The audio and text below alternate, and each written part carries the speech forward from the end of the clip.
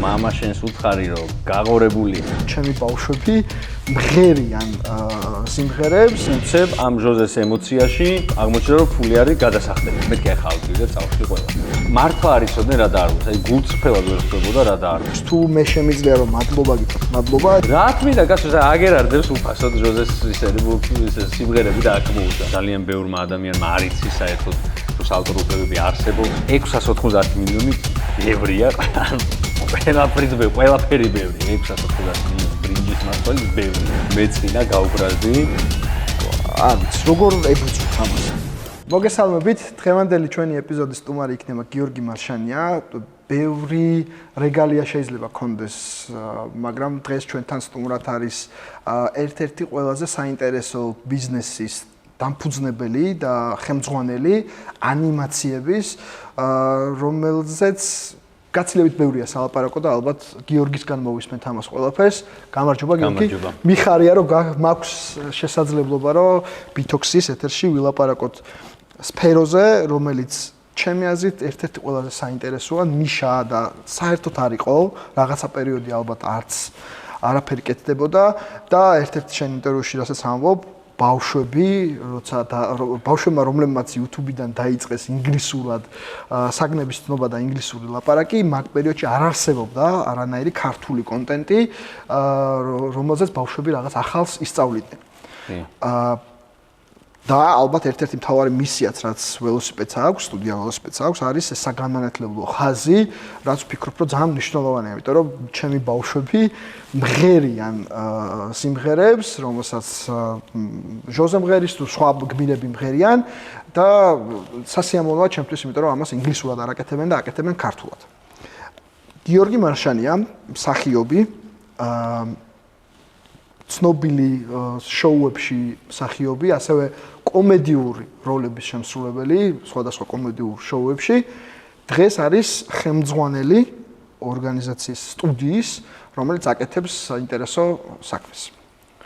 აი ამ ტრანსფორმაციაზე გვექნება დღეს საუბარი, რა გამოწვევები იყო, როგორ განვითარდა, სად აღმოაჩინა გიორგი მარშანიამ, რომ სფერო რომელიც იყო ცარიელი და მას უნარჩვევები ჰქონდა ამ სფეროს დაიკავებდა. პირველ რიგში მადლობა, რომ დაინტერესდით ამ თემით. სად აღმოაჩინე, იცი რა არის, ეხლა იმ ტელევიზიაში ხშირ ტელევიზია ახსენე, ტელევიზიაშიც ისე მოვხვდი, რაღაც მაინტერესებდა, სადე გამომივიდა მოვხვდი, თორე ეს კომედიურ შოუში მაგალითად მე არ ვარ მანსანკანელი, სადაც ძირითადად მანსანკანი ნახდებიან მაგის სფეროში, მაგრამ უბრალოდ დამაინტერესა რაღაცა მოვხვდი და ტელევიზიაშიც მარტო კომედიური მიმართულებით არ ვიყავი, რაღაც ბევრ რაღაცებს მონტაჟიც იქ ვისწავლე, რაღაცებს ვაკეთებდი, რეჟისურა, პროდიუსერი რაღაცეები რა და აქაც ეგრე მოვხვდი, იცი რა, ეგრე არ მიფიქრია რომ რაღაცა ის სფერო თავისუფალია და რაღაცა, უბრალოდ ძალიან მომწონდა მულტფილმები, ეხლა როგორც ყველას ხო და მე რაღაც რომ მომწონს ხოლმე ბევრ ამაზე ვცდილობ რომ მე თვითონ გავაკეთო, ან გავიგო როგორ კეთდება რა და აი ესე გამოვიდა რომ დავიწყე მულტფილმების კეთება და დავიწყე საგანმანათლებლო მიმართულებით. უბრალოდ ცდილობა სხვადასხვა მიმართულებით ქონა თავიდან მე და კემ რომ დავიწყეთ ამის კეთება, პატარ-პატარა 1-2 წუთიანი ანიმაციების კეთება, მაგრამ ეს აღმოჩნდა ყველაზე საინტერესო მაყურებლისთვის და მე აღმოაჩინე და მივხვდი რატომაც და ეხლა უკვე ხვდები რამდენად საინტერესო კი არა, რამდენად მნიშვნელოვანი არის და ამაზე არ ვიცი, ბევრი შემიძლია ვილაპარაკო, რამდენად მნიშვნელოვანი არის ანიმაცია. მე ვფიქრობ, რომ აი მულტფილმები, საბავშვო მულტფილმები, მით უმეტეს საგანმანათლებლო არის, არ ვიცი, რაღაცა ქვეყნისთვის ალბათ სტრატეგიული ერთ-ერთი სტრატეგიული მიმართულება, ჩემი აზრით, იმიტომ რომ მულტფილმები არის ის ენა, რითაც სახელმწიფო, საზოგადოება, ხალხი, ერი ელაპარაკება მის მომავალს. ერთ-ერთი ყველაზე ეფექტური ხერხი არის ეგ. და მეცაც გეტყვი, ალბათ მულტიპლიკაცია რაღაც პერიოდში იყო ერთადერთი საკომუნიკაციო საშუალება თუ ჩავთვლით, რომ გამოქვაბულებში ისინი ხატავდნენ რაღაც ამბებს და ეს იყო მოყოლის და ამბის გადაცემის ერთ-ერთი საშუალება. თუმცა ეს ყველაფერი რო გადავიტანოთ ბიზნესში და კომერციაში. შენი უნარჩვევები რამდენად იყო მზად, იმიტომ რომ ჩემთვის და ალბათ მაყურებელი და მსმენელისთვის ზუსტად ეს ტრანსფორმაცია იქნებოდა, იმიტომ რომ უამრავი ადამიანია, რომელიც შეიძლება შენსავით მსახიობი არ არის და სხვა რაღაცას არ ფიქრობს, მაგრამ არის სამედიცინოზე სწავლობს ამ მიმართულებით დაგეგმა თავიდან განვითარება, მაგრამ აღმოაჩინა რომ სულ სხვა რაღაცის კეთება უნდა. შენ რა გამოწვევების წინ დადექი, როცა მაგალითად იუსტიციის სახლში მიხვედი, რომ დაგეგმებინა კომპანია. რა აი ესეთი ბიზნეს გამოწვევები რა იყო, რაზეც მოგიწია მერე მუშაობა? პირველი გამოწვევა იყო ის, რომ საერთოდ არაფერი ვიცოდი ბიზნესზე, დათვლაზე, არაფერი მაინც არ მიყვარს ეს არაფერი რაღაცების ანგარიში და ციფრებთან ურთიერთობა. ხო, ეს მშრალი ციფრები, მაგრამ მე აღმოაჩინე რომ იმ ბიზნესი მარტო ფინანსების კონტროლი არ არის, რაღაც ემოციასთანაც არის კავშირში, რაღაც იდეასთანაც არის კავშირში და მე რადგან რაღაც მაინც ახლა უფრო შემოქმედებითი ადამიანად უფრო ვთვლი თავს ვიდრე ისა, ეს უნარები თვალწყალში არ გადაიყარა და ბიზნესში გამომადგა და ამას გარდა როცა დავაფუძნეთ სტუდია ველოსიპედი, როცა შპს ჩამოვყალიბდით, ეს იდეა რომ ეს ბიზნესად გვექცია და საქმედ გვექცია, ეს გართობა, ეს შევთავაზე ჩემს მეგობარს ირაკლი ნადირაძეს, რომელსაც ასევე არ ქონა ბიზნესის გამოცდილება, მაგრამ ის არასამთავრობო ორგანიზაციაში მუშაობდა დიდი ხნის განმავლობაში და აი ეს მართვის, ფინანსების მართვის აი ეს გამოცდილება უფრო ადმინისტრირება ეს ქონა და რაღაცა სურვილიც ქონა ეს კომერციული მიმართულებით, ბიზნეს მიმართულებით ის უფრო ფიქრობდა ხოლმე რა ფინანსებთან დაკავშირებით და ეს შევაჯერეთ. და ირაკლი დღეს უკვე პარტნიორია, როგორც ჩვენ ვართ თანადამფუძნებლები სტუდიის. შვენიერი. მე კიდე ერთი სტუდიას კიდევ ერთი პატარა მეწილე გაუჩნდა, მაგრამ ნუ ძირითადად სტუდიას მართავთ მე და ირაკლი და დაახლოებით ეგრე გვაქვს გაყოფილი, რომ მე შემოქმედებითი მხრივ უფრო რაღაცა შეიძლება სტუდიის სტრატეგიულ განვითარებაზე ვფიქრობ, კომერციულ ნაწილში მოლაპარაკებები, ფინანსების მართვა ირაკლი არის და მე რაღაცა საერთოდ მე ამ გადაწყვეტილებებს ვაჯერებ და ერთად ვიღებ გადაწყვეტილებას. როგორ ფიქრობ, იმიტომ რომ როგორც თქვი, იყო რაღაცეები საწყის ეტაპზე, რაც ინტუიტიური იყო და შენ შეგრძნებების დონეზე წამოიწყე და მე ეს გახდა გადაითარგმნა კომერციაში. რამდენად მნიშვნელოვანია ესეთი ინტუიციები შენი აზრით, თუნდაც ბიზნესში, თუნდაც დღეს, როცა პროცესი დაწყებულია და ღირებულებებს უკვე ქმნის სტუდია ველოსიპედი, აი ესეთ შეგრძნების დონეზე გადაწყვეტილებები რამდენად რისკიანია და რამდენად მნიშვნელოვანია? ჩემი აზრით მნიშვნელოვანი არის, ყოველ შემთხვევაში მე ეხლა უფრო ისეთ აი თუ ვინმეს უსმენ ხოლმე ან ვინმეს ვკითხულობ აი ბიზნესმენებს ან რაღაცა ისეთ ცნობილ ბიზნეს кейსებს როგორ თქვა ქართულად ამბებს ხო უფრო აი ეგეთი ბიზნესების ამბები მიზიდავს, სადაც აი ემოციურად, ინტუიტიურად აი ამით რო გადაწყვიტეს. ხო, ეხლა იგივე დისნეიც ეგეთი იყო და ნუ ძალიან ბევრზე შეიძლება ვთქვათ, რომ აი რაღაც იდეა რო იქცევა მერე ბიზნესად. იდეა რო ჯდება ბიზნესის ჩარჩოში და არა პირიქით რა და შესაბამისად ჩემი აზრით ეგ მნიშვნელოვანია. ყოველ შემთხვევაში მე მაგ მიმართულებით თუ შეიძლება რომ არ ვიცი ეხლა დიდად ჩემ თავს ბიზნესმენს ვერ ვუწოდებ და თუმცა ამ მონაწელის მიხედვით ჩემ თანადამფუძნებელი პარტნიორი. ხო, ესე ოფიციალურად ხო, მაგრამ ხო არის რა, ეგეც არის რა. ამიტომ მით უმეტეს იმ მოცემულობაში, რაც აი პირველი კითხვა იყო, რომ გამოწვევები რა იყო და ერთი ეს ჩემი უცოდინრობა ამ სფეროში, მაგრამ მე მთავარ გამოწვევა და დღემდე რაც რჩება, მთავარ გამოწვევა არის ის, რომ ეს სფერო არ არის განვითარებული, საერთოდ არ არსებობს არანაირი კონკურენცია, არ არსებობს არანაირი ისტორიული გამოცდილება, რაც შეიძლება მე გამოვიყენო, გამომადგეს და შესაბამისად აი ასეთ ლურჯ ოკეანესაც ეძახიან, ხო, ასეთ ლურჯ ოკეანეში ხო, ინტუიცია ძალიან გამომგონებლობა მნიშვნელოვანი თვისება არის რა. კი, თუმცა ბევრი რისკები ახლავს მას თან, თუნდაც პირველ პარტნიორთან, პირველ ინვესტორთან, ან პირველ რაღაცა გაყიდვების არხის გასაჭრელად, იმიტომ რომ ასევე გაქვს ერთ-ერთ ინტერვიუში ნათქვამი, რომ თავიდან არავის არ სჯეროდა ამ იდეის წარმატებულობის, სანამ უშუალოდ საბოლოო მომხმარებლებმა ბავშვებმა არ შეიყვარეს ეს პროდუქტი, ხო? და მე დაიწყო თავიდან ბოლომდე მთლიან სტუდიის ამბავი. აი ეგ შეგრძნება მაინტერესებს, როცა შენმა სტუდიის პირველმა ნამუშევარმა და პროდუქტმა საბოლოო მომხმარებლის კმაყოფილება დაიჭირა. აი მან რა მოტივაციები და რა შეგრძნებები ჩაირთო უკვე. იცი რა არის, არ სჯეროდათ ერთი არის და მეორე არის, რომ არ იცოდნენ. აი შეხვედრაზე ვიჯექით ორივე მხარე. არც ერთმა არ ვიცოდეთ რაზე ვლაპარაკობდეთ. ანუ ობიექტურად რა, იმიტომ რომ წარმოიდგინე ადამიანი, რომელიც ბიზნესში არის 10 წელი, 20 წელი, შეიძლება 30 წელიც ხო ვიცოდა უშუალოდ 90-იან მოკვდა. ეხლა ბევრი რამე იცის, რომ დაელაპარაკო, ეხლა ბანერებზე რომ დაელაპარაკო, იცის ქალაქში რომელი ბანერი მუშაობს პირობითად რა, რაღაცა შენობაზე დაელაპარაკო, ცემენტის ფაზე დაელაპარაკო, იცი და ეხლა მულტფილმში ფული ჩადა, არ იცის. და არც მე არ ვიცი რა უნდა უთხრა რა, აი რაღაცა ეგეთი სიტუაცია იყო რა. ხო და მეორე დამატებით კითხვა რა იყო? იქიდან დავიწყე, რომ ეგ უფრო მეტად მაქვს. ხო, სად მომხმარებელთან რომ მივედით? საბოლოო მომხმარებელთან როცა მიხვედით. იმიტომ თქვენი საბოლოო მომხმარებელი არის ბავშვები, ან ბავშვის მშობლები, რომლებიც ამას ურთავენ და უყურებენ. და აი ეგ არის ბიზნესისთვის ხშირად არის ხოლმე ეგ მამოტივირებელი ის სიამოვნება, ის ადრენალინი, როცა საბოლოოდ კმაყოფილია სერვისით ან პროდუქტით.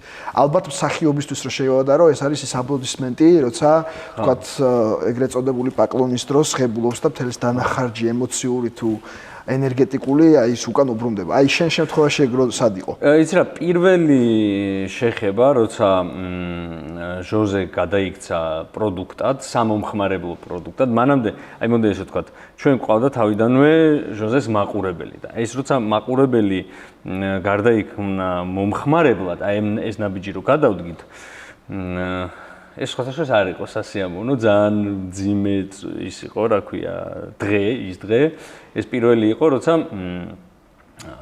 სათამაშო ჟოზეს სათამაშო გამოვიდა, მუსიკალური სათამაშო. ეს იყო ყველაზე მანამდე რაღაცა მცდელობები ჰქონდა მე და ირაკის, მაგრამ აი ეს იყო, როცა აი პირველად როგორ ვთქვა, აი მომხმარებლის ქცევასაც შეიცვალა, ხო, რომ ანუ ჟოზეს უყურებდა უფასოდ და უყვარდა და უცებ ამ ჟოზეს ემოციაში აღმოჩნდა რომ ფული არის გადასახდელი. აი რაღაცა ეგეთი ის მოხდა და ქონდა ძალიან ცუდი რეაქცია რაღაც ნაწილს. და ოღონდ მე მივხვდი რომ ეს იყო ძალიან მცირე ნაწილი, როგორც ხო იცი უფრო რო წერენ და რაღაცა და კარგს არა, იმიტომ რომ რეაქცია თავიდან ძალიან ცუდი იყო, მაგრამ ეს სათამაშოების ის პარტია რაც ჩამოიტანეს და ერთ წელზე იყო გათვლილი ამოიყიდა 2-3 თვეში თუ რაღაცა. ანუ ესე იგი რაც ჩანდა ისე არ იყო სინამდვილეში, მაგრამ მე რაც დავინახე იყო ის, რომ ძალიან გაგვამაწყეს და პირადშიც წერდნენ, სხვათა შორის ჟოზეს წერდნენ პირადში, რომ მამა შენს უთხარი, რომ გაღორებულია, ესე წერდნენ.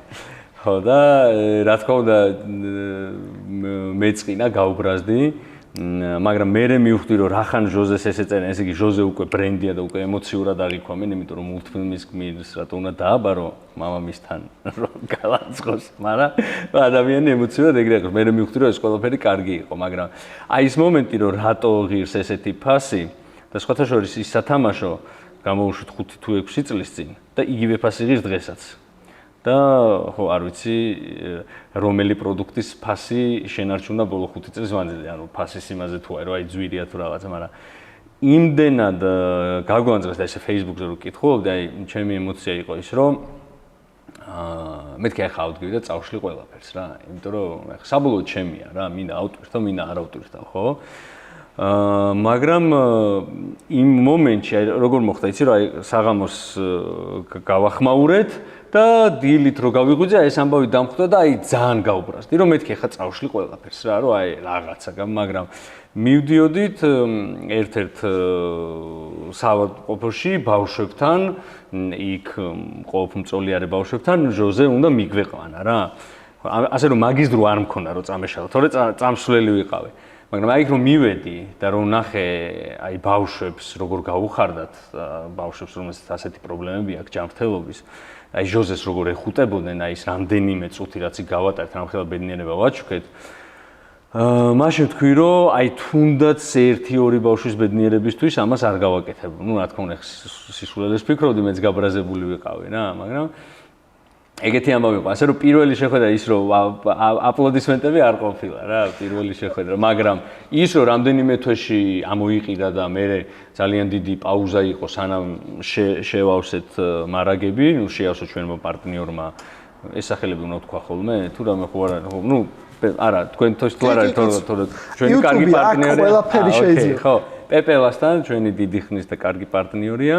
და მას ჰქონდა აი ძალიან დიდი პაუზა სანამ ეს მარაგები შეავსო რა და ნუ საბოლოოდ აღმოჩნდა რომ პროდუქტადაც მიიღო მომხმარებელმა. მესმის რომ ეკონომიკური მდგომარეობა არც ისეთ სახარბიელოა ჩვენს ქვეყანაში და ყველას არ შეუძლია ყველაფრის ყიდვა, მაგრამ ნუ საბოლოო ჯამში მაინც ამ მიმართულებაზეც გადმოვიდა ჩვენი მაყურებელი, მომხმარებელიც გახდა და მხარდამჭერიც გახდა, იმიტომ რომ ბევრი იაზრებს მაგას, რომ ის რო რაღაცა სათამაშოს იყიდის თუ რაღაცა, იცის რომ ეს თვითონ სტუდიის და ბრენდის მხარდაჭერა არის. გიორგი, როგორ ფიქრობ, თავიდან სტუდია ველოსიპედის ამბავი დაიწყო როგორც ჰობი, თუ თავიდანვე ფიქრობ, რომ ამას ქონდა და ჩანაფიქრი, რომ ეს უნდა გამხდარიყო კომერციული საქმიანობა და ბიზნეს საქმიანობა?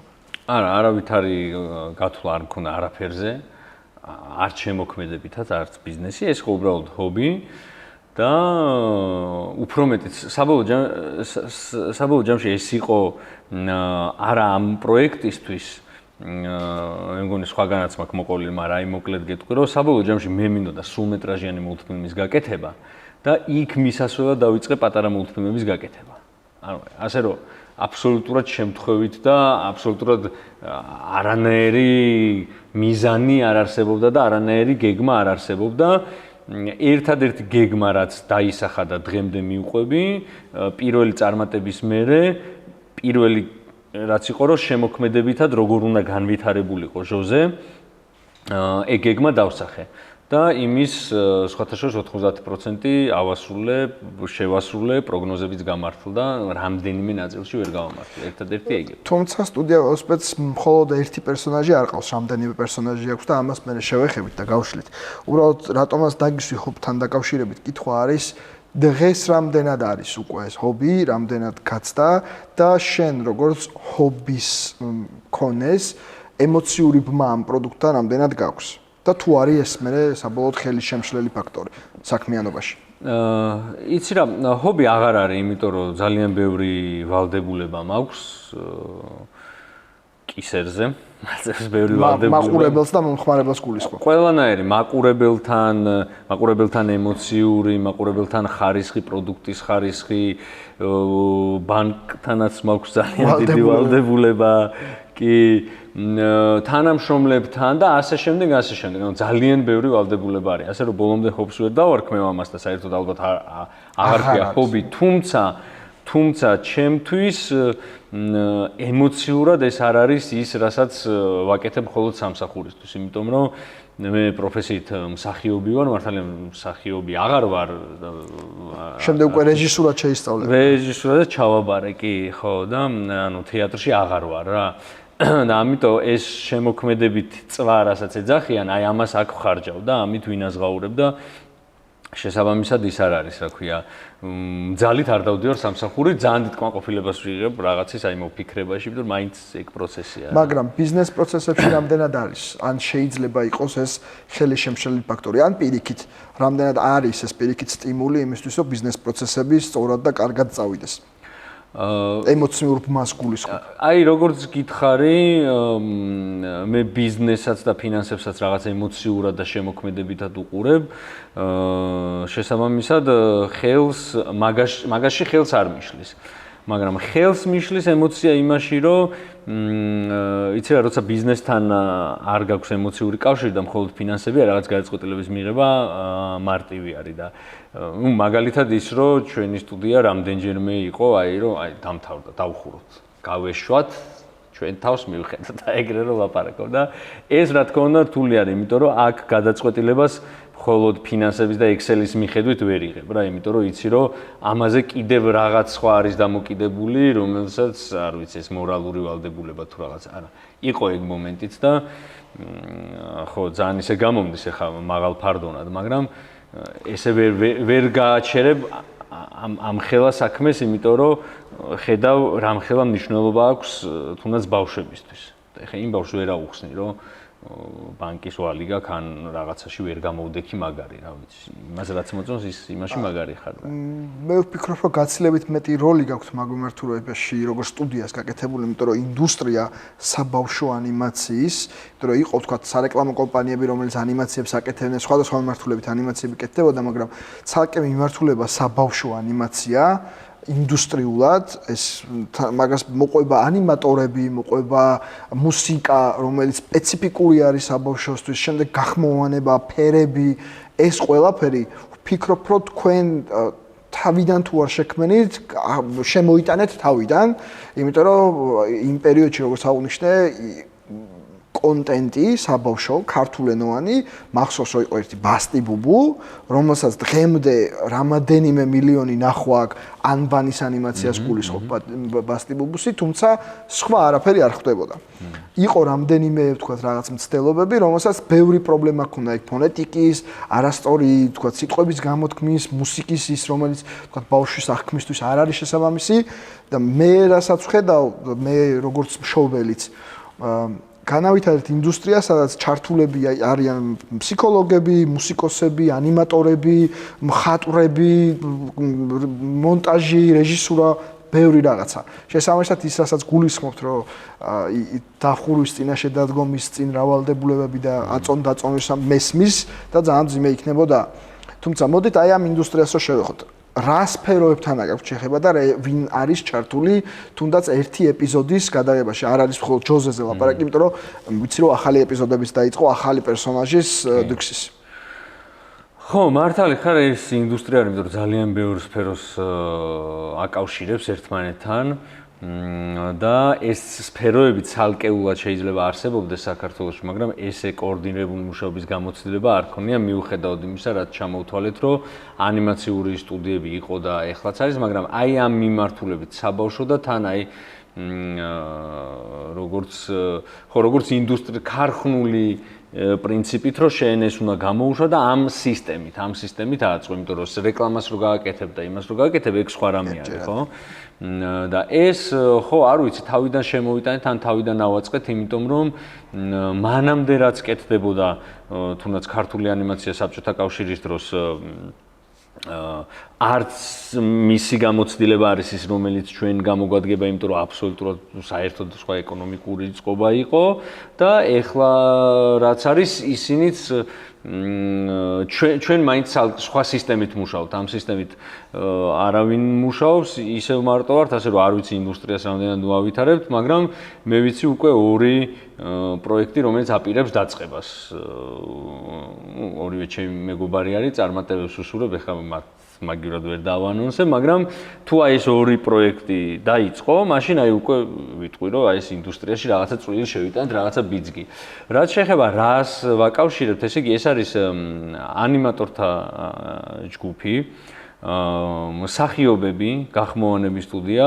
ოღონდ აი ამებს რასაც თვლი, ამას კიდე რაღაცა ქვეკატეგორიები აქვს, იმიტომ რომ ანიმატორთა ჯგუფი ის არ არის მხოლოდ ვინც ანიმაცია იცის, არამედ ამას ჭირდება სოფტის არ ვიცი გადმომწერი, დამყენებელი, პლაგინების დამმატებელი და ასე შემდეგ, იმიტომ რომ არის აი როგორ თქვა ისეთი გამარტივებული ენით, აი რაღაც პროგრამა, სადაც ანიმაცია კეთდება, მარტო ის რო იყიდო არ არის საკმარისი, ასევე გჭირდება ადამიანი, ვინც ამ პროგრამას განავითარებს. მაგალითად ბრეივი ბევრმა იცის ეს მულტფილმი რო არის ხუჭუჭათმიანი გოგო, იქ მაგალითად ამ ხუჭუჭათმებისთვის ცალკე პლაგინი შექმნეს ცალკე ჯგუფმა. იგივე მსახიობებს, რასაც ვამბობ, მსახიობებთან ცალკე სამუშაო არის, გახმოვანების გამოცდილება კი არის, მაგრამ ეს არის უფრო გადახმოვანების გამოცდილება, ხო, ის რაც კინოთეატრებში, მაგრამ ის რომ ნოლიდან შექმნა ეგ მაგალითად არ იციან მსახიობებმა.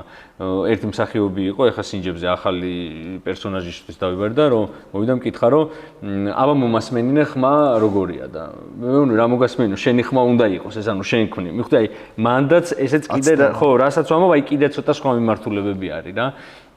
ასევე არის მონტაჟი, წარმოების ხელმძღვანელი, ვინც ამას მართავს, ნუ სტუდია გახმოვანება, ეს თქვი, სადაც არანჟირება კეთდება, კომპოზიტორი ესეც კიდე ცალკე მიმართულება არის, რას გააკეთებ, ხმაურების, როგორ ვქვი, საუნდ ეფექტები, ეს კიდე ცალკე მიმართულება არის, ან უნდა შეიქმნას, ან უნდა, ეხლა ჩვენ მე რასაც ვთვლი, ამას ყველაფერს იდეალურად ვერ ვაკეთებთ, ხო? ეხლა იგივე საუნდ ეფექტებს ჩვენ ვერ ვქმნით, იმიტომ რომ ეს კიდე ცალკე, მაგრამ წესით ეგრე უნდა იყოს.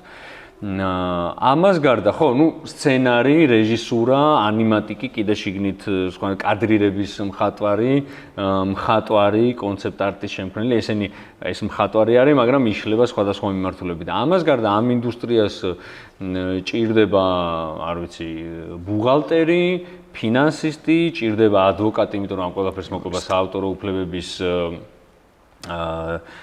დაცვა, რომელიც ასევე საერთოდ ძალიან განუვითარებელი არის ჩვენ ქვეყანაში, იმიტომ რომ ძალიან ბევრმა ადამიანმა არ იცის საერთოდ რომ საავტორო უფლებები არსებობს, ბევრმა არ იცის რომ არსებობს, მაგრამ რას ნიშნავს ეს და ამის მნიშვნელობა არ ესმის და ბევრმა იცის რას ნიშნავს ეს, მაგრამ არ აღიარებს. მოკლედ მან კიდე ცალკე ჭიდაობა. გიორგი, რაც ჩამოთვალე უკვე გაყიდვების მე, ნუ ძალიან ბევრი რა, ალბათ. ხო და ზუსტად მან დავარ. ანუ ამის თქმა მინდოდა, რომ ეს ყველაფერი ერთმანეთთან ისე დააკავშირე, სტუდია ველოსიპედს გულისხმობ, რომ შეიქმნა ახალი მიმართულება და ის რომ ვიღაცას უკვე ინტერესი გაუჩნდა, რომ თავისი დამოუკიდებელი პროდუქტი უბრალოდ იდეა რო გამოჩნდა, რომ ეს პროდუქტი გააჩინოს, ალბათ ვფიქრობ, რომ არის ის რომ უკვე შექმენით და რაღაც იმპულსი მიეცით სხვებსაც.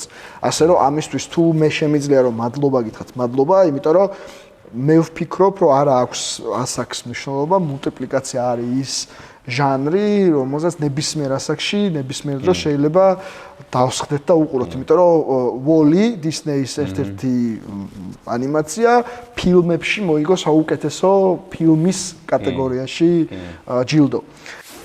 სანამ ეპიზოდი დასრულდება, ჩვენი პარტნიორის შესახებ გიამბობთ. Bitox ახალი პარტნიორი ყავს IBCCS Tax საქართველო. საერთაშორისო საგადასახადო, საბუღალტრო და იურიდიული საკონსულტაციო კომპანია, რომელიც ჩვენც გვიწევს მომსახურებას. თუ ფიქრობთ, რომ გჭირდებათ მაღალი ხარისხის იურიდიული, საბუღალტრო ან საგადასახადო სერვისები, შეგიძლიათ დაუკავშირდეთ და მიიღოთ მათგან ევროპული ხარისხის სერვისი. ახლა კი დაუბრუნდეთ ეპიზოდს. შეეხება მნიშვნელოვან საკითხს. იურისტებს და ინტელექტუალური საკუთრების დაცვის საკითხს. ბევრგან დარწმუნებული ვარ, რომ აქ მოგიჩენიათ, რომ არსებობს, თქვათ, თქვენი სტუდიის პერსონაჟები გამოყენებული, ეს იქნება სათამაშოთი თუ მასკოტით გასართობ ცენტრებში და არ ვიცი, როგორ ებრძვით ამას, ან რა მექანიზმები არსებობს დღეს იმისაც გარდა იურიდიulis. იმიტომ რომ მე მესმის იურიდიულად შეიძლება დაიცვა, მაგრამ რა მექანიზმები მუშაობს დღეს საქართველოში? საავტორო უფლებების დარღვევა და ზოგადად კონტრაფაქციულ საქონელთან ბრძოლა ეს ჩვენი ლოკალური პრობლემა არ არის. ეს არის კაცობრიობის პრობლემა, იმიტომ რომ ყოველთვის იყო და ყოველთვის იქნება, მაგრამ არსებობს ამის შემცირების გზები. ერთი არის დამოუკიდებელი სასამართლო და სამართლიანი სასამართლო, გამართული კანონმდებლობა და ასევე არის ცნობიერების ამაღლება. ცნობიერების ამაღლება იშლება რამდენიმე მიმართულებით. ერთი რომ ადამიანებს უნდა აუხსნათ, ვინც არ იცის და მე ვერ ვადანაშაულებ იმ ადამიანების უმეტესობას, ვინც არ იცის და სხვათა შორის იმ ადამიანების უმეტესობას, ვისაც ჟოზე გამოუყენები არასდროს, იმიტომ რომ მე თავდაპირველად მე პირადად ხვდებოდი ხოლმე, ეხა იურისტთა ჯგუფმა გადაიბარა და საერთოდ აღარ მაქვს შეხება, მათ ინტერესში არის ეს, მაგრამ მე ხვდებოდი რომ მართლა არ იცოდნენ რა დაარღვეს. აი გულწრფელად ვერ ხვდებოდა რა დაარღვეს. ანუ არ იცის ხო და ეხა გასაგებია რომ თვად ბოლომდე იმის ბრალი არ არის. ამიტომ ამასთან ბრძოლა არის ის რომ ადამიანებს გავაგებინოთ ამის მნიშვნელობა ერთი და ამის მნიშვნელობაში შედის ისიც რომ საავტორო უფლებების დაცვა არის იმ ბრენდის და ზოგადად ბიზნესის ხარდაჭერა, რომელსაც შენ მოიხმარ, ან რომელსაც შენ უყურებ, ან პატივცემ იგივე ვახსენე, რომ ანუ ადამიანებს უნდა გავაგებინოთ, არის ვიღაც კატეგორია, ვისაც უნდა რომ დაუშვათ ჟოზეს ხარი დაუჭერს და უნდა უთხრათ, რომ ანუ გააყალბებული ჟოზეს შეძენა პირდაპირ აისახება ჩვენ პრობლემაზე და შეიძლება ვიღაც ადამიანს უნდა რომ ხარი დაგიჭიროს და მეც ჩვენ ხო არის ხოლმე რომ აი მოდი ქართული შევიძინოთ, იმიტომ რომ იმ ფერმერს დავეხმაროთ თუ რაღაცა ეგ მიმართულება. და მეორე არის ასევე ცნობიერების ამაღლება ოღონ მეორე კუთხით, რომ უთხრათ რომ რა მოყვება ამას. როგორც მომხმარებელს, ასევე გამყალბებელს, იმიტომ რომ მომხმარებელს უნდა უთხრა რომ შენ თუ ყალბ რაღაცას შეიძენ, ამაზე პასუხისმგებლობას არავინ არ იღებს, ხარისხიანი არ არის ხარისხიანი, მერე რო გაფუჭდება ჟოზეს ვერ მოთხოვ პასუხს თუ ყალბი ჟოზე იყიდე მარტივად ან სათამაშო ან რაღაცა, რომ იყო ეგეთი შემთხვევა, რომ სასაჩუქრე ყუთები, კარდონის ყუთები ჟოზეთი დახატული გამოუშვეს ისე ნებართვის გარეშე. ხო და იქ იყო ჩადებული მარიხუანას ფოთოლი, კანაფის ფოთოლი, ფორმა ქონდა და თან იყო რაღაცა რკინის წვეტიანი, ანუ ესე იგი ჯერ ისაც ბავშვთან კანაფის ფოთოლის რატო უნდა გააკეთო და მერე თან სახიფათო იყო. ამაზე რა თქმა უნდა განაწყენდა ჩვენზე და ნუ ჩვენ მოგნიშნა მე პირადად რაღაცა.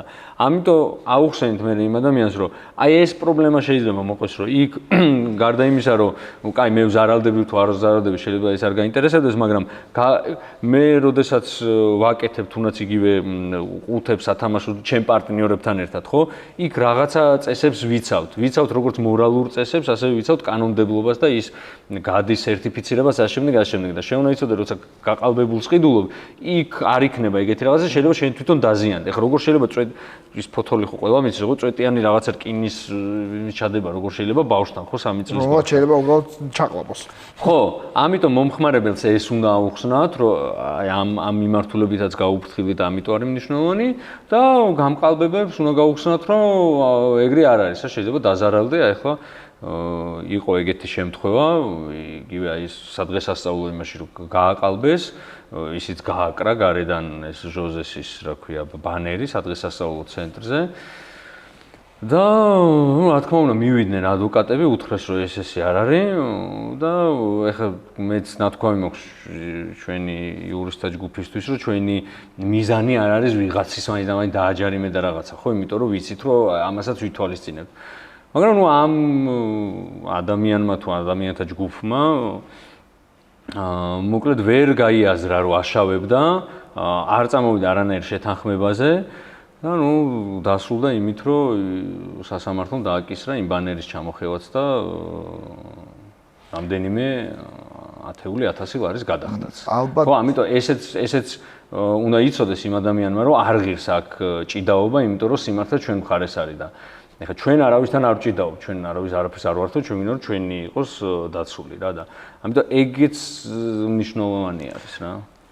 და ალბათ ხაზია გასასმელი, რომ ცნობიერების ამაღლება ამ მიმართულებით თქვენი პოზიცია არის როგორც სტუდიის, იმიტომ რომ მაყურებლისთვის და მსმენელისთვის გასაგებად ის ვინც გულშემატკივრობს როგორც ჟოზეს, ასევე სხვა პერსონაჟებს, ერთ-ერთი რისკი ასევე რაც არის, თუ პირატულ პროდუქციას შეიძენთ, საბოლოოდ სტუდიას შეიძლება შეექმნას პრობლემები და ახალი პროდუქტი და ახალი სერვისები ვეღარ მოგაწოდოთ, იმიტომ რომ უბრალოდ შემოსავლის წყარო აღარ ექნება სწორი და ეს ყველაფერი ჩვენ არ ვართ არანაირ დონაციაზე, ანუ ჩვენი შემოსავალი, აი ხა ამდენი ადამიანი ჩამოვთვალე, რაც მუშაობს ერთი სერიისთვის, ხო? ერთი სერიისთვის და ამ უთმენებს ახლა და ჩვენი შემოსავლის წყარო არის ეგ.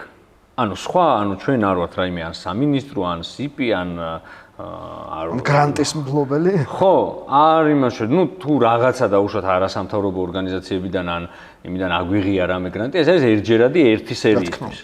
ხო და ამიტომ ეგ არის ჩვენი შემოსავლის წყარო, ანუ მარტივად რო ვთქვათ, სერია კეთდება აი აქედან მოკრებილი ფულით. და ეს სერია თავისით არ არის რა, იმიტომ რომ ეგ ხო იცი ეგეთი შემთხვევა იყო, რომ ისა რა ქვია, სათამაშოებზე იყო აღშფოთებული ერთი მომხმარებელი, რომ რატო ღირსო ესე ძვირიო და მე ვუთხარი რომ ის არის თქო მომღერალია თქო, ანუ მე მინდოდა ამეხსა რომ კატეგორია სათამაშოს კატეგორია ავუხსენი რა ჩემი და რა თმიდა კაცო აგერარდებს უფასოდ ჟოზეს ისე სიმღერები და აქ მოუსვა. ანუ გეგონება ის უფასოდ ვინმე სხვამ და თავისით გაჩნდა და მე ავიღე ის ჟოზეს აი ხო ხდები ეგეც არის რა. ხო და ზუსტად ამას ვამბობ რა რომ ცნობადობის ამაღლება არა მხოლოდ ცნობიერების შეტანა არა მხოლოდ ბავშვებში გიწევთ როგორც სტუდიას ბევრ სხვა მიმართულებითაც ცნობიერების ამაღლებას ემსახურებით იმიტომ რომ გარდა იმისა რომ მულტფილმს უყურებენ ბავშვები როცა მულტფილმი ჩართულია ის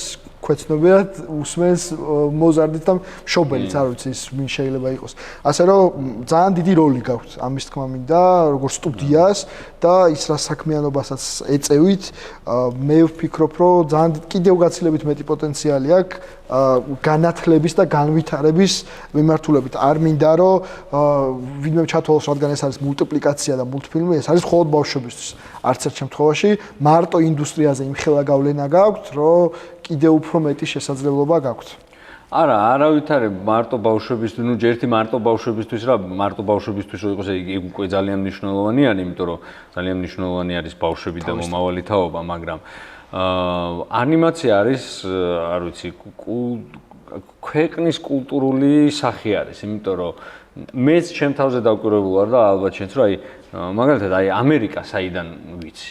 ხო არ ვარ ნამყოფი და ეხლა რო ვთქვა რომ ამერიკული მწერლების ყველა წიგნი მაქვს ხო? ანუ ეს ვიცი, პირველ რიგში ტომი და ჯერიდან შემექმნა წარმოდგენა ამერიკაზე, ხო, მულტფილმებიდან და შემდეგ ფილმებიდან. ასე რომ აქ მარტო საბავშვო და სკოლამდელი ასაკის საგანმანათლებლო ბავშვებისთვის გასაკეთებელ მულტფილმებზე არ არის ლაპარაკი, მე მაგალითად ძალიან მინდა ესეთი პროექტი მაქვს, მაგრამ ურთულესი პროექტი არის სუპერ გმირები სერიალი სუპერ გმირებზე უფროსებისთვის, ოღონდ ეს სუპერ გმირები ქართულ მითოლოგიაზე დაფუძნებული. და მე ვფიქრობ, რომ ეს საინტერესო იქნება როგორც ინდუსტრიისთვის, იმიტომ რომ დაინტერესდება თუ კარგად გავაკეთე რა თქმა უნდა, არ ვიცი, ჰოლივუდიც, ნეტფლიქსიც და ყველაც, მაგრამ ამით შემდეგ ეს ასეთ რაღაცას თუ საქართველოში გაკეთდება ეს, ხო, არა აქვს მნიშვნელობა ვინ გააკეთებს და ეს მე გავრცელდება, ეს ჩათვალე რომ არის შენი სავიზიტო ბარათი. ხო, იგივე როგორც ანიმეები ახლა გავრცელდა, ახლა დღევანდელი ვინც ახლა სოფლიოში ადამიანი არის და თუ ვინმეს რამე წარმოდგენა აქვს იაპონიაზე ძალიან დიდ ნაწილს აქვს ანიმეებიდან. და არ ვიცი, შეიძლება უყუროს ის და რა მაგარია იაპონია და წავიდეს იქ რაღაცა ნახოს, არ ვიცი მიაძაკის სახლი ნახოს, არ ვიცი რაღაც. ანუ ეს კავშირები ძალიან მყარი კავშირებია და ძალიან მნიშვნელოვანი კავშირები არის. მაგითო ვთქვი, რომ ქვეყნისთვის მგონია ერთ-ერთი სტრატეგიული დარგი, რომ მულტფილმები უნდა გააკეთო შენი მოსახლეობისთვის და მსოფლიოსაც უნდა გააცნო შენი კულტურა. რატო? ქართული მითოლოგიის გმირები ნაკლებად საინტერესო იქნება, ვიდრე სპაიდერმენი და ის არის? არ მგონია, პირიქით, ბევრი ქართული ლიტერატურული ისინი აგერ ანიმეში გამოიყენეს, ისე მოიდის. აი, უცხოთო ეხა ჩვენ შეჩვეული გვაქვს, ხო ეხა აი გინდა თუშეთის სვანეთი გონია, რომ ეს არ არის ეგრე, ანუ ძალიან განსაკუთრებული არის, ის ისტორიები ძალიან განსაკუთრებულია, ოღონდ შესაბამისად უნდა შეფუთო, რომ გაიტანო მსოფლიო ბაზარზე რა. ძალიან სწორი რაღაცა აღნიშნე, იმიტომ რომ ყველაზე მეტად რაც მინდოდა შენთვის, როგორც ამ ინდუსტრიის წარმომადგენლისთვის მეკითხა არის საქართველოს პოზიცია ან საქართველოს შესაძლებლობა ამ ინდუსტრიისთვის ეს იქნება წარმოება თუ ეს იქნება გაყიდვების არხები თუ ეს იქნება რაღაცა მომსახურებების მიწოდება დანარჩენი მსოფლიოს ამ ინდუსტრიისთვის ამას იმიტომ გეკითხები რომ გაქვს შესაძლებლობა თქვა რომ ჟოზე ერთ-ერთი პროდუქტი სტუდიის გავიდა გაცდა საქართველოს საზღვრებს მაგრამ ამის გარდა საქართველოს როგორც ლოკაციას და როგორც ბაზარს და ინდუსტრიას რა შესაძლებლობები აქვს რომ მიაწოდოს თქვა მსოფლიოს მე ვფიქრობ რომ ძალიან დიდი რესურსი გვაქვს იმიტომ რომ ეს ადამიანები და ეს სფეროები რაც მე ჩამოვთვალე რაც ამ ინდუსტრიაში უნდა იყოს ამ ცალ-ცალკე ამ სფეროებში იპოვი ნიჭიერ ადამიანებს უბრალოდ ამათ ერთად მუშაობი და ერთი მიმართულებით მუშაობის გამოცდილება არ აქვს თორე კომპოზიტორებიც კარგი ყავს, სცენარისტებიც კარგი ყავს, ანიმატორებიც კარგი ყავს, აი ყველაფერი რა. მე ხა თუ ესე განვაზოგადებთ საქართველოს, აი როგორ თქვი, ისტორიაც კარგი გვაქვს, ესთეტიკაც კარგი გვაქვს, განსაკუთრებულობაც გვაქვს. ხო? ანუ შესაბამისად ყველაფერი არის, ამას უბრალოდ ჭირდება ბიძგი და სწორი მიმართულებით ერთ ჩარჩოში ჩასმა. რომ აი რაღაც არ ვიცი რა ბიძგი უნდა იყოს, იქითკენ არ მიყვარს რომ მაინც სუბსიდირებისკენ არ მივდივარ, იმიტომ რომ მე მაინც არ ვარ მაგის მომხრე სახელი, მაგრამ რაღაც ხელშეწყობა ალბათ შეუძლია, ოღონ არ ვიცი, არ ვიცი იმიტომ ამობ რომ მაინც ეს კითხვა იქით მიდის, რომ აი სახელმწიფო რაღაცაში ხო არ არის დამნაშავე და მე ესე ხელს ვერ დავადებ, იმიტომ რომ ზუსტად არ ვიცი რაში არის დამნაშავე და ვერ ვიტყვი, მაგრამ ფაქტია რომ რესურსი არის. და ეს ახლა ჩემზე ჭკვიანმა ადამიანებმა უნდა იფიქრონ როგორ გამოიყენონ და ისიც რომ თუნდაც სერვისის შეთავაზება შეიძლება ეხა ორი მიმართულება არის, ერთი არის ჩვენ შევქნათ, შეიძლება სერვისი შევთავაზოთ. ანუ რატო არ შეიძლება რომ ეგ დაორგანიზდეს, რომ დაუშვათ ჩვენი მარტო კომპოზიტორებმა იმუშაონ უცხოური პროექტებისთვის ან ანიმატორებმა მუშაობენ ესე სათითაოდ მუშაობენ, მაგრამ ამ ყველაფერს არ აქვს ორგანიზებული ფორმა და რაღაცას თუ გააკეთებ, ეხა იგივე ჟოზეს მაგალითზე რო ვთქვათ, ხო, ეხა თუნდაც ამ ასაკობრივ კატეგორიისთვის თუ გააკეთებ, ეხა ერთიდან 10-დან დათვლა ქართველ ბავშვსაც საქართველოში მცხოვრებ ბავშვსაც ჭირდება და ევროპაშიც და აზიაშიც და იმაში, ხო? ეს ყველაფერი საერთო არის. სიცილი, სიხარული ამასაკში საერთო არის. მე გასაგებია რომ სხვადასხვა გემოვნება გვიყალიბდება და სხვადასხვა ისენი გვაქვს, მაგრამ მე მაგალითად რომ ვნახე ინგლისურად გადათარგმნილ ჟოზეს რო უყურებდნენ ნიუ-იორკის ერთ-ერთ ბაღში, შევამჩნიე რომ ზუსტად ქონდათ იგივე რეაქციები რაც აქ ქართულ ბავშვებს. იმიტომ რომ ხო ბავშვია რა, ანუ იმაზეც ეცინება, ამაზეც ეცინება და ფერი ყველგან ერთ და იგივე არის რა. ხო, სტერეოტიპების ჩარჩო ალბათ მერე ყალიბდება და ბავშვი მანამდე ერთი და იგივე. მერე ყალიბდება, მაგრამ მერე რო ჩამოუყალიბდება, მანდაც არის ჩვენი ადგილი, იმიტომ რომ მაყურებელს, აი რაღაც კინომაყურებელს, მულტფილმის მაყურებელს რო ჩამოუყალიბდება რაღაც სტერეოტიპი, მარველის და DC-ის და თუნდაც ანიმეს მიხედვით და იცის რომ აი ეს არის საინტერესო და იქ რო უცებ შესთავაზებ თებჟორიკას მაგალითად თუ შურ იმას მითოლოგიის გმირს, აი იქ ეს უკვე პირიქით არის, რომ უკვე იმას რაც აქვს ჩამოყალიბებული ატრიალებ და სხვა რაღაცას აჩვენებ, ხო, იმიტომ რომ მართლა ეხა მარველის და DC-ის მერე რო შეხედო ანიმე და ვინც არის ძალიან ისე უცხოდ უყურებს, რომ ეს რა არის, მაგრამ რო ჩაუღრმავდე, ხო, ამიტომ ის უცხო საინტერესებს რა. რამდენად გიფიქრია და თუ გიფიქრია რა შეიძლება იყოს, რომ თუ სტუდია ველოსიპედი მიიღებს მონაწილეობას საერთაშორისო გამოფენებზე, ეს ბევრი არის და არ შემიძლია რომელიმე დავასახელო, კომიკონი მაგალითად, როგორც სტუდია რა პროდუქტი შეიძლება წაიღოს, როგორც ქვეყნის სახელით, როგორც შესაძლებლობა, რომ შესთავაზოს მსოფლიო ბაზარს. ჩვენ კონკრეტულ პროექტებზე მე ვფიქრობ, რომ ჟოზეს შეთავაზება შეიძლება ნებისმიერ ფესტივალზე და ნებისმიერ კონტენტის ბაზრობაზე. ჩვენ უკვე 690 მილიონი ნახვა გვაქვს და ეს არის ის სტატისტიკა, რაც ნებისმიერი მასშტაბის ქვეყანაში რო იყოს, ანუ იმისთვისაც უკვე ისე ჟღერს, რა ქვია. სუყეთ. ხო, 690 მილიონი ბევრია, ყველაფერი ბევრია, 690 მილიონი ბრინჯის მარცვალიც ბევრია. ძალიან ბევრი 690 მილიონი შესაბამისად შეიძლება რომ ყურადღება მივიღოთ. ჩვენ კონკრეტულად ასევე შეგვიძლია დავაინტერესოთ დრაკონი დუქსით, რომელიც სტატისტიკა მასაც კარგი აქვს, სხვათა შორის 218 დღეში მოაგროვა მილიონი ნახვა. და მე ChatGPT-სთან გადავამოწმე და ეს საერთაშორისო სტატისტიკითაც კარგი მაჩვენებელია. მაგრამ ეს შეგვიძლია შევთავაზოთ იმით, რომ ჩვენ აი ერთი პროექტი გავაკეთეთ და ეხლა იმის გამოცდილებით მივდივართ ამ გზაზე და დუქსის პირველი 7 თვე აჩვენებს, რომ კარგად ვიყენებ ჟოზეს გამოცდილებას და იმაზე უკეთესი 7 თვე აქვს, ვიდრე ჟოზეს ჰქონდა პირველი 7 თვე. და შეგვიძლია რომ ამით გავაკეთოთ, რომ ჩვენ ამას ვიმეორებთ და შეგვიძლია რომ გავაუმჯობესოთ და ამის მაგალითი არის დრაკონი დუქსი და პროექტიც ბევრად გამართულია ვიდრე ჟოზე, რა თქმა უნდა, იმიტომ რომ იქ ბევრ ამას ისა. ასევე მე ვფიქრობ, შეგვიძლია შევთავაზოთ აი ეს პროექტი, რომელსაც მთლად პროექტის სახე არ აქვს, უფრო იდეის დონეზე არის, იმიტომ რომ პროექტის სახის მისცემასაც დიდი რესურსი უნდა, მაგრამ აი ეს ქართული მითოლოგიური გმირების მიხედვით სერიალი, თუნდაც მინი სერიალი, 6 სერია, 25 წუთიანი 6 სერია, ეს უკვე უფროსებისთვის შეგვიძლია შევთავაზოთ. და ხო, ჟოზეზე გამორჩა, ჟოზეზე სრულმეტრაჟიანი მულტფილმის პროექტი გვაქვს, ის უფრო დაწყებული არის, აი პროექტსა და იდეა შორის არის სადღაც შუაში და მე ვფიქრობ, რომ ეგეც ძალიან საინტერესოა. და რატომ? მარტო იმიტომ კი არა, რომ ჩვენ ვართ მაგრები და აი ქართველები ვართ მაგრები კი არა, ზოგადად ამ ინდუსტრიაში დაწყებულია და არ ვიცი პიკში არის თუ არა კრიზისი, შემოქმედებითი კრიზისი, სიახლეები აკლიათ. მთავარი კრიზისი ეს არის კონტენტი. და ეხლა, როცა ჩემი აზრით AI ვითარდება, კიდევ უფრო მეტად დაფასდება ორიგინალური კონტენტი და ხო, ნუ მეორე ვერსიაც არის რომ AI ამ ყველაფერს მოკლავს და რაღაც, მაგრამ მე არ ვფიქრობ. შესაბამისად კიდევ უფრო საინტერესო იქნება. აი, ერთი სპაიდერმენი რო არის და რას გადავეკიდე ამ სპაიდერმენს შვენიერი პროექტია, მაგრამ ერთი სპაიდერმენი რო არის და AI რო გააკეთებს 50 მილიონ სპაიდერმენს, აი მერე იქ ერთი ნაბდიანი დევკაცი და ვიღაცა როკაპი და ქართველი, ისინი კიდევ უფრო საინტერესო გახდება. კი, ეგ დეფიციტი კონტენტის განსაკუთრებით კორონას პერიოდში დადგა, როცა მაყურებელი ჩაერთო და უამრავი ინფორმაცია მიიღეს და რაღაც დონეზე ამოეწურათ მიწოდება კონტენტზე და დღეს უამრავი პროექტი ვიცით, რომელიც კორეიდან არის მაგალითად და კორეული პროდუქტია და გახდა მსოფლიო ბესტსელერი მაგალითად კალმარის თამაშები.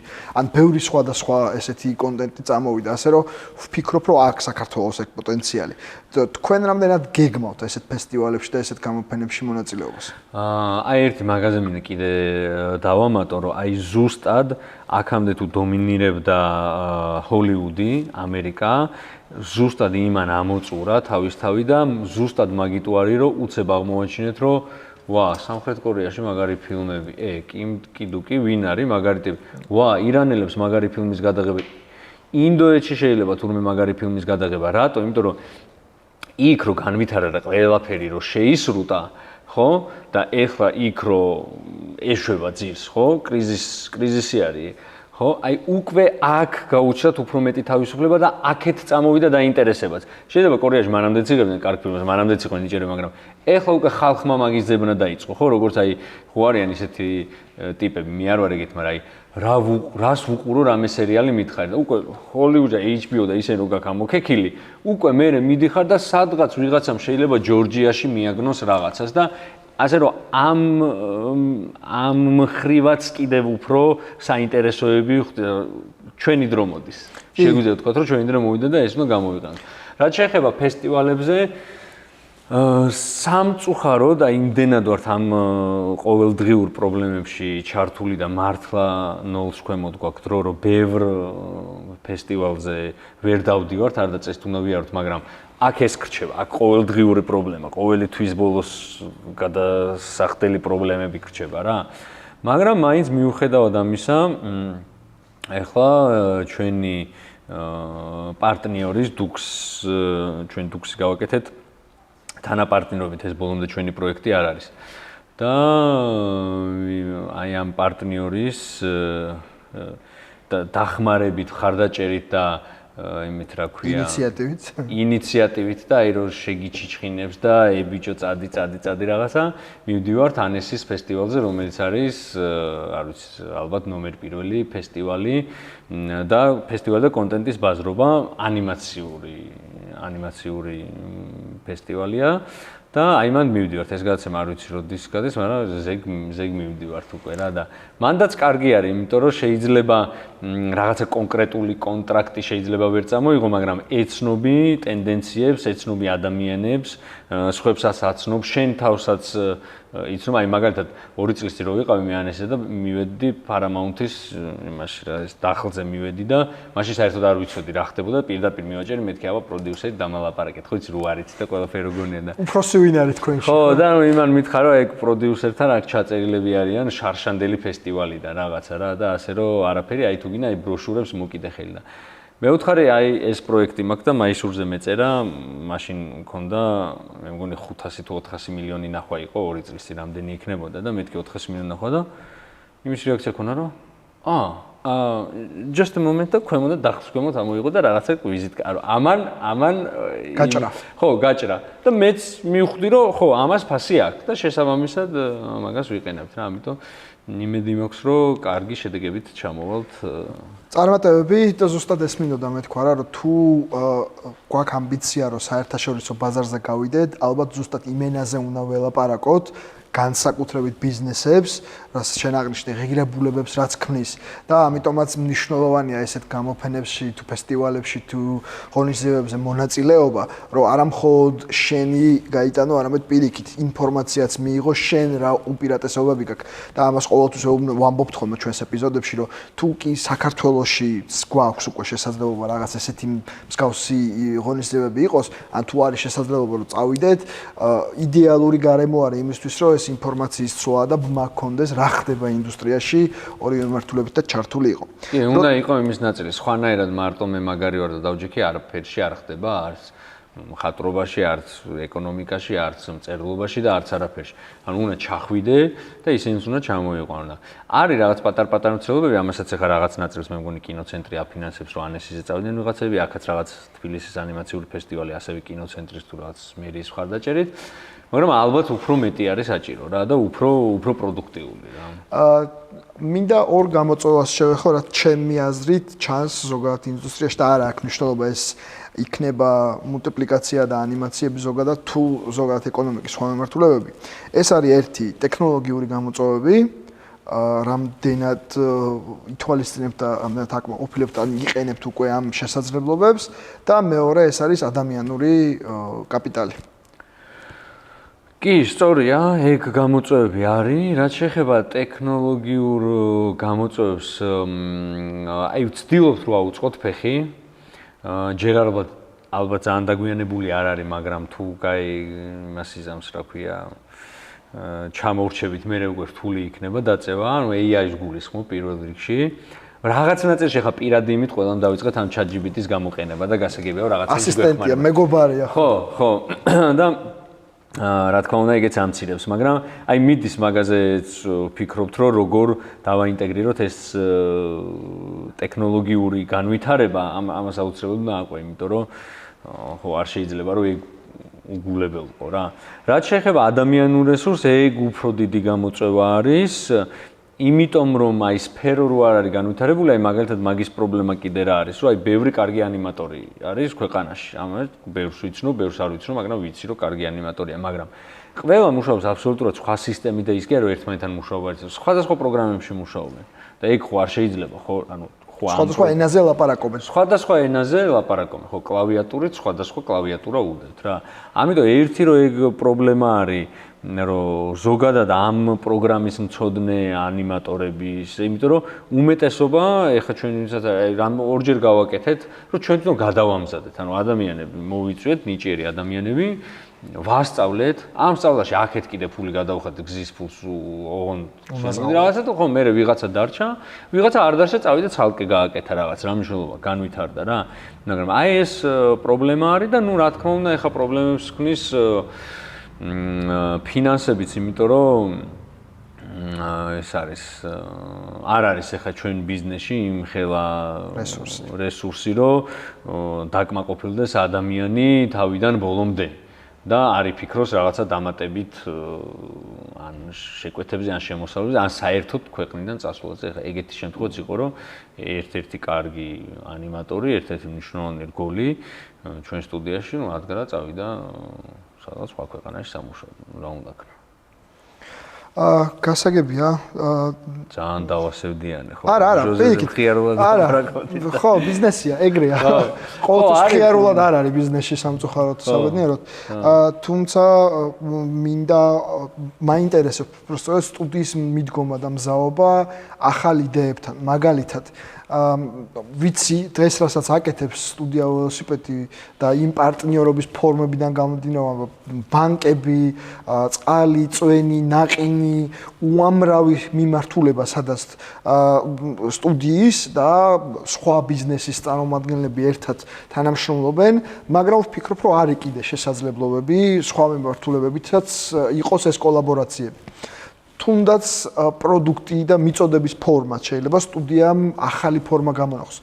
მაგალითად დღემდე თქვენი არც ერთი გმირის გრაფიკული ნოველა არ არის გამოცემული, ან თუ არ არის ეს რომელიმე კონკრეტულთან ბმაში დამოუკიდებელი გრაფიკული ნოველა თუ არსებობს, ან რატო არ შეიძლება რომ არსებობდეს.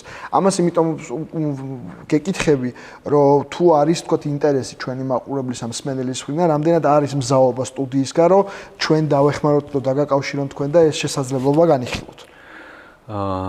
ისე ჩვენ გვაქვს მზაობა ნებისმიერი მიმართულებით, რაც ჟოზეს როგორც ბრენდის ღირებულებებსთან არის თავსებადი, ანუ ყველა მიმართულება ავითვისოთ, მაგრამ აი როგორი მარტივი პრობლემის წინაშე ვდგავართ და რატო ვერ ვითარდებით. ჩვენ რადგან ეს ბიზნესი ხო ეხლა ყველას გგონია რომ ის ნაყინის საწარმოც სტუდიაში ამ ოთახში ნაყინს ვასხამ, იმ ოთახში სათამაშოებს ვკერავ და ეს ყველაფერი ჩემია. ზემოდეში ხო ეგრე არ არის. რა თქმა უნდა. ხო?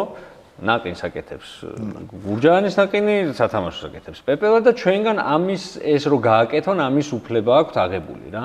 იმიტომ რომ არ შეიძლება რომ ანიმაციურ სტუდიამ ეს კიდე სხვა, მაშინ ჰოლდინგი უნდა შევქნათ და რაღაცა, ხო? ანუ ყველა აკეთებს თავის საქმეს.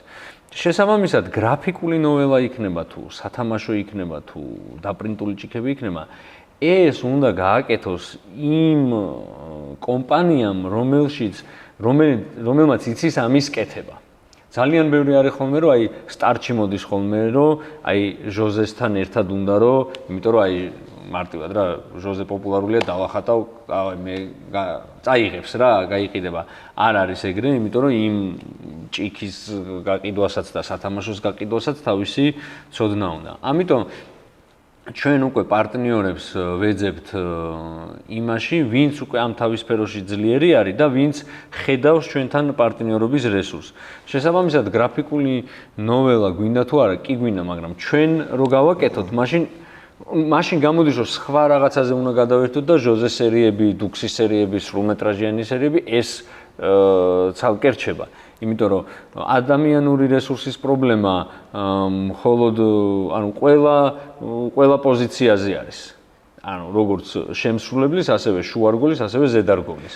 ეხლა სულ ორი კაცი ვართ, როგორ გავაკეთე, გიორგი, იმიტომ რომ მაგიტომაც ვეცადე რომ ძალიან მარტივად. ამიტომაც დავსვი ეს კითხვა, რომ რა სტუდია თუ არის მზად იმისათვის, რომ მსგავსი შეთავაზებებით მოვიდეს სპეციალიზირებული კომპანია. მაგალითად, რა თქმა უნდა არ მეგულისხმევ, იმიტომ რომ გამომცემელი უნდა მოვიდეს ბეჭდური მასალის გამოცემის თანამშრომლობაზე, მაგალითად კონკრეტული პროდუქტის მწარმოებელი უნდა მოვიდეს ამ პარტნიორობას. უბრალოდ ჩემი კითხვა იყო, რამდენად მზად ხართ ამისთვის, რომ ჩვენ თუ გვექნება თუ ვინმე მოგწევს, რომ იქნება აი დავაკავშიროთ სტუდიასთან, ჩვენ დავაკავშიროთ.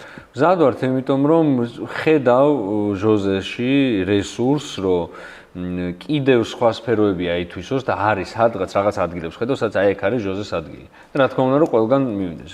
ეს არა მარტო იმიტომ, რომ ფინანსურის გაიზარდოს, იმიტომ რომ ყოფილა ისეთ შემთხვევები, რაც შემოგთავაზა და ჩვენ უარი ვთქვით, იმიტომ რომ იქ ახლა ვერ ვხედავ ჟოზეს ადგილს, რა მაგალითად იყო ისა რა ქვია პელმენი, ჟოზეს პელმენი, შეიძლება თუნდაც საბავშვო, მაგრამ არა. თუ რაღაცა გამახსენდა, ის არის ერთი ცეხვი არის, რა ფირმა არის, არ ვიცი ესე ღორი არის და არის ღორი არის და ქვემოთ კალბასისკენ ანუ კალბასი ხდება და თან ხელში დანაუჭერს და იმ კალბასის ნაჭის ჭლის რა და საბავშვო არის და ანუ ანიმაციური ტიპია რომ აი ხო ნატურალურია სამაგიერო.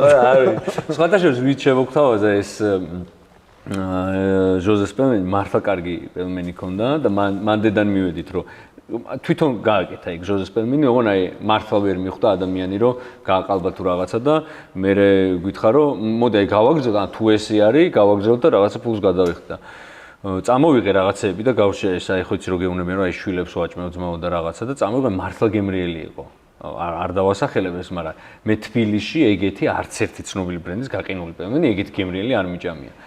რავი, ადამიანიც კარგი იყო, საწარმოც კარგი ქონდა, პროდუქტიც კარგი ქონდა, მაგრამ ახლა ჟოზე სპელმენი რაღაცა ვერ ჯდება, ხო, აი, სხვა ასოციაციებში, აი, ჩემში ის ასოციაცია გამოიწვია და ამიტომ იმ სფეროში, სადაც შეიძლება რომ ჟოზე იყოს ორგანულად, ყველგან ხედავ და გვაქვს მზაობა, კი. დავთვალეთ, უხეშად დავთვალე ღირებულება მხოლოდ ჟოზეს შემთხვევაში სტუდია ველოსიპედს რა ღირებულებას values უქმნის და მთელი ამ ფრანჩაიზით, თვითონ ნახვებით, მონეტიზაციით ბევრი ვთქვათ კომპონენტით უხეშად გამოვიდა 350,000-დან $1,100,000-მდე. ზუსტად მითხარი რა დათვალე? ღირებულება, რა ღირებულებას ქმნის ჟოზე სტუდიის ფარგლებში, როგორც ბრენდი რო გაიყიდოს, რა values ქმნის. და ეს ღირებულება ძალიან დიდი შუალედით გვაჩვენა და ერთ-ერთი კომპონენტი რატომაც ამ შუალედით გვაჩვენა არის რომ ბევრი მიმართულება ჯერ კიდე ათვისებული არ არის და შესაძლებლობა არისო. ეს ინდექსი ითვლება ხოლმე ზოგადად როცა პოტენციურ ინვესტორთან ან პარტნიორთან მიდიხარ, ეუბნები რომ აი ამ ღირებულების პროდუქტთან არის შემხებლობა და შესაბამისად მერე ბევრი კარები შეიძლება გაიღოს. ამიტომაც ეგ მე ცალკეც მითხარი დეტალურად და მაინტერესა. კი, დიდი სიამოვნებით გაგიზიარებ და ხო, საინტერესო იქნება. თუმცა ახალ არ ვიცი რამდენად ახალია, ამაზე მინდა რომ შენთან ვილაპარაკოთ. კიდე ერთი წამოწყება არის, სადაც მომხმარებელთან პირდაპირ ფიზიკური შეხება გაქვთ, როგორც სტუდიის წარმომადგენლებს და როგორც ჟოზეს ავტორებს, ეს არის გასართობი ცენტრები. და დღეს უკვე ორი არის საქართველოში, ერთი არის თბილისში და მეორე არის გორში. რატო გაჩნდა ამ ასეთი ადგილის შექმნის აუცილებლობა, რატომაც გახდა გასაგებია და რამდენად საინტერესოა როგორც ბიზნესი.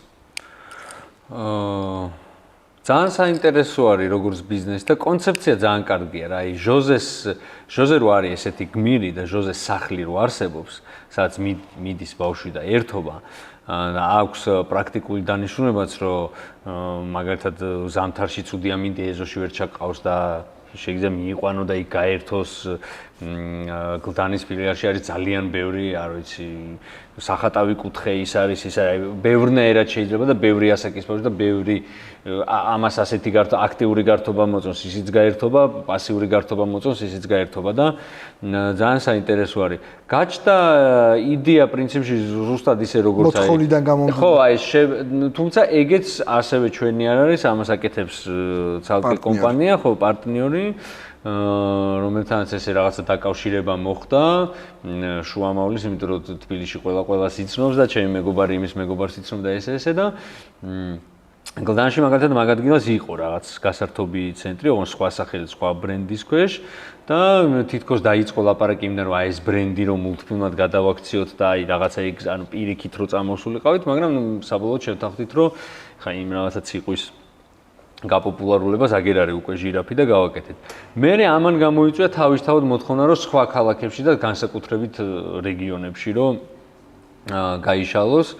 თუმცა ადვილი არ აღმოჩნდა, იმიტომ რომ ამ ბიზნესს აქვს რაღაც თავის მოთხოვნები, ეს არის სივრცე, ადგილი, სადაც უნდა იყოს და ზოგ ადგილას ფიზიკურად ეხლა ჩვენ რო დავიწყეთ უბრალოდ იმათმა დაიწყეს და ნუ რა თქმა უნდა ჩვენ ჩართულები ვართ ხო აი შინაარსობრივ და კონცეფციის ნაწილში რა. მაგრამ აი იყო სურვილი, მათ ჰქონდათ სურვილი გაეკეთებინათ რუსთავშიც და ქუთაისშიც და გორში აი ამ სამ ადგილას ეძებდნენ, მაგრამ მარტო გორი გამოვიდა, იმიტომ რომ ან ადგილი არ არის, ან ძალიან ძვირად აქირავებს, ან ის ვერ ხვდება ამის იმას და შეიძლება ზოგს ჰქონდეს ეგეთ დამოკიდებულება, რომ რავი, ხა 600 კვადრატი რო გავაქირავო, ამას დავყო 50 კვადრატად და უფრო სარფიანად გავაქირავებ და რაღაცა. ჩვენს ჰქონდა რაღაცა მცდელობები, ზუგდიდში იყო დაინტერესება, მაგალითად, ბათუმში, ეს ჩვენ ანუ პირადად მე და ირაკლის. მაგრამ ხო აი რაღაცა ვერ გამოდის, იმიტომ რომ ამასთან ჭირდება, ამ საქმეს ჭირდება მართვაც.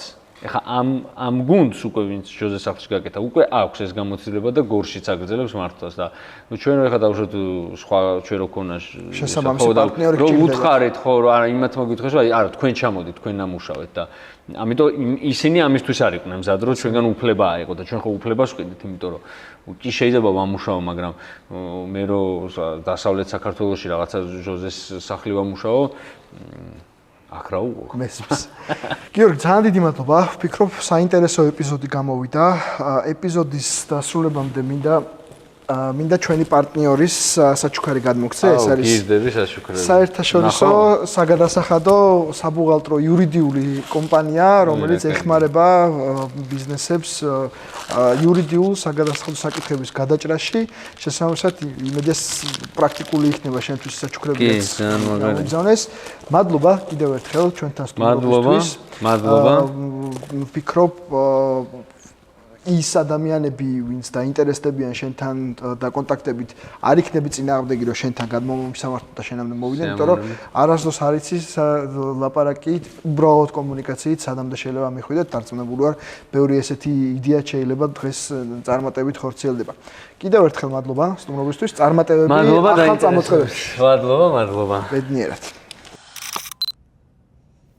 ძალიან მნიშვნელოვანი არის ასეთი გადაცემა, აი ძალიან მნიშვნელოვანი არის, იმიტომ რომ ჩვენ მაინც საბჭოთა კავშირის მემკვიდრეობა გვაქვს და ზოგადად ეკონომიკის მნიშვნელობას ვერ აღვიქვამთ, რამდენად მნიშვნელოვანია ბიზნესი. ყველაფრისთვის, აი ქვეყანა თუ გინდა რომ გქონდეს, რომ ეკონომიკას ამას ძალიან დიდი მნიშვნელობა აქვს, ამას ვერ აღვიქვამ და ამ ცნობიერების ამაღლებისთვის არის ძალიან კარგი და ეს ზოგადად და კონკრეტულად მე ყოველ შემთხვევაში სულ ვისმე ხოლმე მსგავს გადაცემებში, აი წარმატებული ან თუნდაც წარუმატებელი кейსების შესახებ, იმიტომ რომ მაინტერესებს იმათმა რა გაიარეს და კიდევ უფრო საინტერესო არის, როცა ბიზნესი ლაპარაკობს ბიზნესზე ცოტა ისეთ სახალხო ენით, უშუალოდ.